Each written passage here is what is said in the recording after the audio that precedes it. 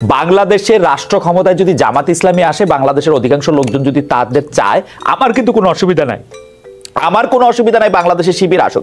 Problem হচ্ছে আপনি অন্য জায়গায় ছাত্র রাজনীতি করতে দিবেন না, লেজুর ভিত্তিক ছাত্র রাজনীতি বন্ধের কথা বলবেন, কিন্তু শিবিরকে আপনি কেমনে কোয়ালিফাই করেন যে ও লেজুর ভিত্তিক ছাত্র রাজনীতি করে না?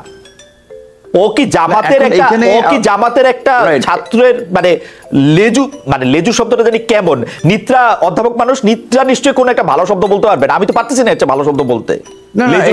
না এটি এতদিন ধরে তো এটি বলে আসছে, আমরাও প্রকাশ্যে আমাদের যে ছাত্র সংগঠন যখন করেছি, ছাত্র অধিকার পরিষদ, আমরাও বলেছি যে লেজুর ভিত্তির বাইরে স্বাধীন স্বতন্ত্র ছাত্র সংগঠন রাজনীতির প্রয়োজন। এখানে শেষ করবে একটা বিষয় হচ্ছে যে, যেমন আপনারা যদি প্রকৃত অর্থে যদি এই বৈষম্য বিরোধী আন্দোলন এবং বিভিন্ন জায়গার কমিটির নেতৃবৃন্দ এবং যারা বিভিন্ন জায়গায় নেতৃত্ব দিয়েছে সেটা যদি ফলো করেন, দেখবেন যে নেতৃত্বে ছাত্র অধিকার পরিষদ এবং ছাত্র শিবিরের কিছু ছেলেরা বেশ একটা অংশে ছিল। কারণ হচ্ছে শিবির যেহেতু প্রকাশ্যে রাজনীতি তাদের অবস্থান ছিল না, কাজেই তারা এখানে অ্যাক্টিভিটিস করতে পেরেছে। কিংবা বৈষম্য বিরোধী ছাত্র আন্দোলনের সাথেও যারা নেতৃত্ব পর্যায়ে ছিল, অনেকে ছাত্র অধিকার পরিষদের সাথে সরাসরি কাজ করেছে, অনেকে ভিন্নভাবে কাজ করেছে, তারাও কিছু মানে নন পলিটিক্যাল লোককে প্রেফারেন্স করতে গিয়ে অপেক্ষাকৃত কম পরিচিত বিভিন্ন রাজনৈতিক দলের ছাত্র সংগঠন, সেই ক্ষেত্রে শিবিরের কিছু ছাত্র প্রতিনিধি তারা এখানে ছিল। এখন একটা যেটা পরিস্থিতি হয়েছে এই বৈষম্য বিরোধী আন্দোলনের, এখন রাজনৈতিক দল ঘোষণার পরে এখন কিন্তু শিবির আর সেখানে তাদের কর্মকাণ্ডের সমর্থন করছে না বা করবে না, ছাত্র অধিকার কিংবা ছাত্র দল সেখানে কেউ করছে না। কিন্তু একটা গ্রুপ তৈরি হয়েছে যারা বিভিন্ন পরিস্থিতি নিয়ন্ত্রণ করার জন্য পরিকল্পিতভাবে বিভিন্ন ইস্যু ক্যাম্পাসে ক্রিয়েট করছে। যেমন ধরেন বিশ্ববিদ্যালয়ের ভিসি হিসেবে যখন সে ফর এক্সাম্পল নাম আসছে সামিনা লুৎফা ম্যাডামের, তখন দেখা যাবে কিছু লোক আগে বলবে সে বাম, সে এইটা, সে ওইটা, আগেই তার জন্য একটা ডিলেজিট। আমি নূর আপনাকে ধন্যবাদ, জি শেষ করি। হ্যাঁ, তো এখন এইটা এই কারণে দেখছি যে এইটা ধরেন ছাত্র দল পোস্টার লাগিয়েছে ঢাকা বিশ্ববিদ্যালয়ে, সেটা নিয়ে প্রতিবাদ করা যায় যে কারণ ছাত্র রাজনীতির সংশ্লিষ্ট পোস্টার ক্যাম্পাসে থাকতে পারে, কিন্তু সেটাদের ছাত্র দল এখন বিএনপির একটা বড় সংগঠন, তাদের ছাত্র সংগঠন, সেখানে তাদেরকে যদি এইভাবে হুমকি দেওয়া হয় পোস্টার লাগালে দেয়ালে, কপালে দুঃখ আছে কপালে, তখন কিন্তু একটা সাংঘর্ষিক পরিস্থিতি তৈরি হচ্ছে। তাহলে এই সংঘর্ষগুলো আবার পরিকল্পিতভাবে কেউ ক্যাম্পাসে ঘটিয়ে নতুন করে কেউ ফায়দা নিতে চাচ্ছে কিনা, এবং বিশেষ করে অন্য কোনো এজেন্ডা বাস্তবায়ন করার জন্য, বিশেষ সুবিধা দেওয়ার জন্য এই ছাত্র রাজনীতি নিষিদ্ধের নামে এই সমস্ত আওয়াজ, ফাঁকা আওয়াজ উঠছে কিনা সেটিও আমাদের ভাবতে হবে। যেটা সামিনা লুৎফা ম্যাম বলেছে যে এই জুলাই যে অভ্যুত্থান হয়েছে রাজনৈতিক ছাত্র সংগঠনের ছেলেরাই, কর্মীরাই তো তৈরি করেছে। বাংলাদেশের সৃষ্টি হয়েছে ছাত্র রাজনীতির মাধ্যমে, সেখানে ছাত্র রাজনীতি নিষিদ্ধ তো কখনোই যৌক্তিক কোনো সমাধান হতে পারে না। পরবর্তীতে ছাত্রলীগের সম্পাদক সাদ্দাম হোসেনকে আবার এই অনুষ্ঠানকে আহ্বান জানানো কিনা, তাকে জানানো কিনা, সেই ক্ষেত্রে আমি বলছি যে এই ব্যাপারে আমি এখনো সিদ্ধান্ত নেইনি। তবে আমি গত 3 মাস ধরে আওয়ামী লীগের লিডারদেরকে চাচ্ছি এই অনুষ্ঠানের মধ্যে আনতে, এবং আমি এখনো চেষ্টা করে যাব। আওয়ামী লীগের কোন নেতা আমার সাথে কথা বলতে চাইলে আমি খুবই খুশি মনে তার সাথে কথা বলবো, কারণ আওয়ামী লীগ এখনো নিষিদ্ধ হয় নাই, আইনের প্যাচে আমি পড়বো না। সেজন্য আওয়ামী লীগের যে কোনো নেতা ফ্রম শেখ হাসিনা টু যে কোনো নেতারকেই আমি চেষ্টা করে যাচ্ছি প্রথম দিন থেকে। আমি একটু নিত্রার কাছে আসতে চাই। নিত্রা, আমি আপনাকে প্রশ্ন করার আগে আমি আপনাকে কোট করতে চাই। আপনি বলছেন সৈয়দ জামিল আহমেদের সমালোচনা করে আজকে যিনি মঞ্চে দাঁড়িয়ে মঞ্চ নাটকের ইতিহাসে একটি অন্যায্য কাজ করলেন, একটি দলের প্রদর্শনী মাঝপথে বন্ধ করে তার মেরুদণ্ডের অনেক গল্প শুনে বড় হয়েছি বলেই বড় করে বাজলো প্রশ্নটা, সরকারের বিরুদ্ধে লিখলেন নাটক, কথা জীবন বন্ধ করতো শেখ হাসিনা সরকার, আপনি কেন নাটক বন্ধ করলেন? নাটক বন্ধ করাই না, জনাব নূর কিন্তু এর আগে পাঠ্যপুস্তকে আপনার শুধু অন্তর্ভুক্তি, এইটাকে আপনি আসলে কিভাবে দেখেন? এবং এই দুটি ব্যাপারই কিন্তু সরকারে যারা আছেন তারা শুধু হজম করেছেন বললে হবে না, আমার কাছে মনে হয় যে তাদের সাথে আলোচনা করে এটি করা হয়েছে। মানে আপনার কি মনে হয়? আচ্ছা, আমি নাটকের, আমাকে কি শুনতে পাচ্ছেন? জি, এখন শুনতে পাচ্ছি পরিষ্কার। জি, আচ্ছা, নাটকের বিষয়টা শেষ করে আসি। ওটা যেহেতু রিসেন্ট ঘটনা, ওই বিষয়ে আমার তো মনে হয় যে চিফ অ্যাডভাইজারের অফিস থেকে এমনকি ইয়েও করা হয়েছে, নাটক বন্ধ হয়ে যাওয়ার ব্যাপারটা নিয়ে বিবৃতিও দেওয়া হয়েছে, তদন্ত কমিটি হয়েছে। আমরা আশা করি সেগুলো আমরা অচিরেই জানতে পারবো। আর আপনি যেটা বলছেন যে আমার ব্যাপারে, আমি যখন আমি একা না, অধ্যাপক কামরুল হাসান মামুন আমাদের দুজনকে ধর্মবিদ্বেষী ট্যাগ দিয়ে পুরো কমিটি বাতিল করা হয়েছে, পাঠ্যপুস্তক সংশোধনের কমিটি। তো সংশোধনের কাজ আসলে হয়েই গিয়েছিল, সুতরাং ওটা সমন্বয় কেন ওই কমিটিটা তৈরি হয়েছিল সেটা আমার কাছে খুব পরিষ্কার ছিল না। কিন্তু সেই ব্যাপারে আসলে সরকার কোনো দায় নেয়নি এবং খুবই দায় একটা কথা বলা হয়েছে, এটা সত্যি, এটা নিয়ে আমি দ্বিমত করবো না আপনার সাথে। কিন্তু থিয়েটারের ব্যাপারটা যেটা হয়েছে সেটা আমার কাছে মনে হয় যে এটার অনেক লেয়ার্স আছে এবং সেই লেয়ার গুলো মানে এক্সপোজ হবে সেটা আমরা আশা করি। আমরা আশা করি যে নাটক যেটি হচ্ছে সেটা দ্রুততম সময়ের মধ্যে আবার হবে এবং শিল্পকলা থেকে আর্মি দূর হবে এবং যাতে করে এটা আমাদের সকলের যেরকম জায়গা যাতায়াত, সেই যাতায়াতে ভরে উঠবে।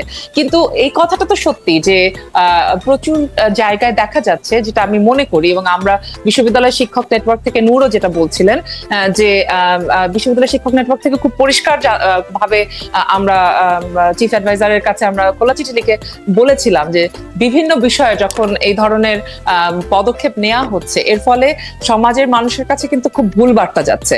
এই কারণেই তাদেরকে খুব পরিষ্কার করে তাদের অবস্থানটা স্পষ্ট করা প্রয়োজন যে তারা আসলে এই বিষয়গুলোতে কি অবস্থান নেবে।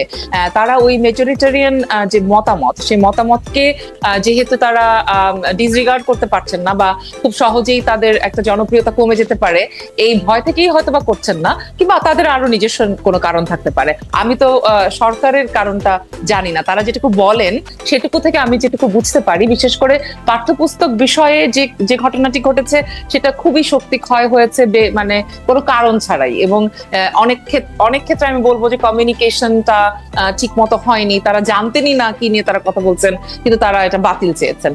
এবং এই যে এমনকি যিনি বাতিল করেছেন তিনিও আমার কাছে মনে হয় আসলে জানতেনই না যে কেন তিনি কমিটিটা করেছিলেন, ওটা প্রয়োজন ছিল এরকম আমার মনে হয়নি। এবং তার আগেই আসলে রিভিশনের কাজ প্রায় শেষ হয়ে গিয়েছিল। এই যে একটা ট্যাগ তৈরি করে আমাদের কয়েকজনকে আগে থেকেই টার্গেট করা, এক্ষেত্রে আমার কাছে মনে হয় যে একটা বিষয় আমাদের মাথায় রাখা প্রয়োজন যে আমরা যে ভূমিকাটি রেখেছিলাম জুলাই অভ্যুত্থানে, সেই ভূমিকাটি হচ্ছে যে সময় সবাই চুপ করেছিল, সেই সময় যেটার কথা নূরও বলছিলেন, সেই সময় আমাদের শটটা অনেক জোরে বেঁধেছে।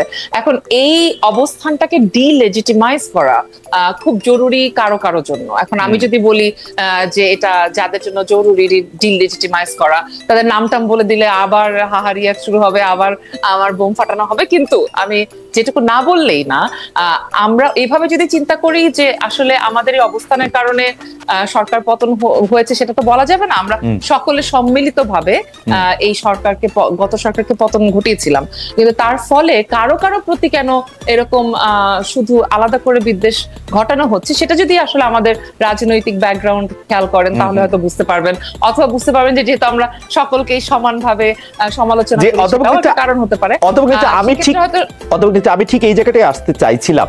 আপনার আগের বক্তব্যের জায়গা থেকে আপনি বলছেন যে এর মাধ্যমে জনগণের কাছে একটা ভুল বার্তা যেতে পারে এই সরকার সম্পর্কে, কিন্তু আমার বিবেচনায় এটি তো, আপনি ভুল বার্তা বলছেন, আপনি গবেষক, আপনি জানবেন বা আপনার নিশ্চয়ই ব্যাখ্যা আছে, কিন্তু আমার কাছে মনে হচ্ছে ঠিক এই বার্তাটি তো দিতে চাইছেন সরকার, যে তারা কাদের সরকার, তারা এই সংখ্যা গুরুরই সরকার, তারা তো এই পুরুষের সরকার, তারা ধর্মীয় বিশ্বাসে যারা সবচেয়ে বেশিতে আছে তাদের সরকার, তারা তো এই বার্তাটাই দিতে চাইছে। মানে এটাতে তো ভুল বোঝার কোনো অবকাশ নাই।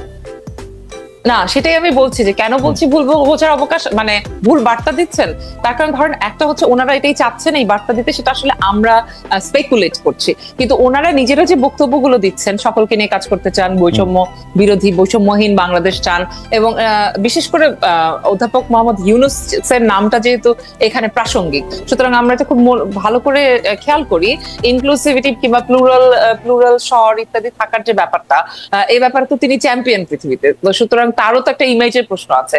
তিনি যে সরকারের প্রধান, সেই সরকার নারীর এবং সংখ্যালঘু, ভিন্ন ধর্মাবলম্বী, ভিন্ন জাতিসত্তাকে নিরাপত্তা দিতে পারছে না, এটা তো তার ইমেজের জন্য ক্ষতিকর। মানে আমাদের বাংলাদেশের ইমেজের জন্য যেমনই হোক, আমি বলি যে যদি শুধু ব্যক্তি প্রফেসর ইউনূসের কথা চিন্তা করেন, তিনি যেই সার্কেলে বিলং করেন, সেখানে তো এগুলো খুবই ভয়ঙ্কর কথা, ভয়ঙ্কর বার্তা। কিন্তু এখানে যেটা মুশকিলের সেটা হচ্ছে যে যেহেতু আওয়ামী লীগ সরকার সবসময় বলেছে যে তারা চলে গেলেই সকল কিছু জামাত এবং ইসলামিস্টদের হাতে চলে যাবে, সেই জায়গাটা প্রমাণ করার এক ধরনের কি বলবো হাইপ তো শুরু থেকে ছিল, কিন্তু সেই হাইপটাতে আমি গা ভাসাতে চাই না। আমি মনে করি যে এখনো সেই সুযোগটা আছে যে তাদেরও বোধোদয় হওয়া প্রয়োজন যে এটা কারো জন্যই ভালো হবে না। সেক্ষেত্রে আওয়ামী লীগের যে হাইপ, তাদের যে ষড়যন্ত্র তত্ত্ব রয়েছে, সেটাই কিন্তু সত্যি প্রমাণিত হয়ে যাবে। সেটা সত্যি প্রমাণ করা বাংলাদেশের জন্য এই মুহূর্তে খুবই খুবই রিগ্রেসিভ একটা স্টেপ হবে, সেটা আমাদের কারো চাওয়া না। সুতরাং আমরা সরকারের কাছে চাই যে তারা তাদের অবস্থানটা স্পষ্ট করবেন, এটা তাদের জন্যই জরুরি। এই জন্য আমি অধ্যাপকদের পছন্দ করি, কারণ অধ্যাপকরা এত সুন্দর করে ব্যাপারটা বলছেন। কারণ হচ্ছে কি, সবার মধ্যে একটা প্রতিযোগিতা। আওয়ামী লীগের একটা থিসিস, আওয়ামী লীগের একটা এন্টি থিসিস দাঁড় করাতে হবে। আওয়ামী লীগে এসে ভারতীয় শিল্পীদের দিয়ে গান গাওয়াইতে হতো, এখন 16 ডিসেম্বরে পাকিস্তানি শিল্পীদের দিয়ে গান গাওয়ানোর জন্য আমাদের পুরো অন্তর্বর্তী সরকারলীন সরকার বা যিনি উপদেষ্টা আছেন তিনি পুরোপুরি একদম এতই সিরিয়াস না, এটাই করতে হবে এখন।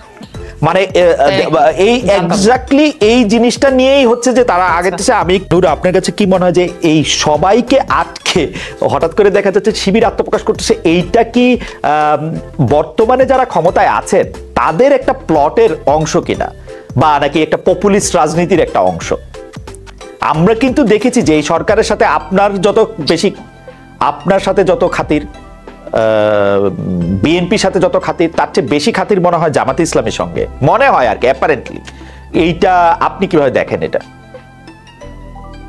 এখন এটা অনেকে বলছে, আমি অনেক প্রোগ্রামে গিয়েছি, সেম কোশ্চেন অনেকেই বলেছে যে বিএনপির আগে এমনকি রাষ্ট্রপতির সাথে 5ই আগস্টের মিটিং এও আমাদের সেনাপ্রধানও জামাতের কথা উল্লেখ করেছে, বা জামাত বেশি স্পেস পাচ্ছে, এরকম কথা আপনি বলছেন, ম্যাডাম বলছে, আরো অনেকগুলো প্রোগ্রাম শুনেছি। এখন আমি একটা রাজনৈতিক দল হিসেবে যদি আরেকটা দলের বিষয়ে বলি, তখন ভাববে যে সে আমাদেরকে পছন্দ করছে না, বা সে আমরা স্পেস পাচ্ছি এটা তার সহ্য হচ্ছে না। কাজে আমি বরাবর ওই জায়গায় না গিয়ে আমি যেটা বলতে চাই, ধরেন এই যে শিবিরের বিভিন্ন জায়গায় আত্মপ্রকাশ হচ্ছে, এখন এখানেও তো বিভিন্ন পত্রিকা যেভাবে হেডলাইন করছে, মনে হয় এটা কি বলবেন আপনি, একটা মঙ্গল গ্রহ থেকে কোনো প্রাণী এসেছে যে সবার একেবারে হইচই করা লাগবে যে যবেই শিবির আত্মপ্রকাশ করলো, যবেই শিবির আত্মপ্রকাশ করলো। তারা এতদিন রাজনীতি করে নাই, এখন তাদের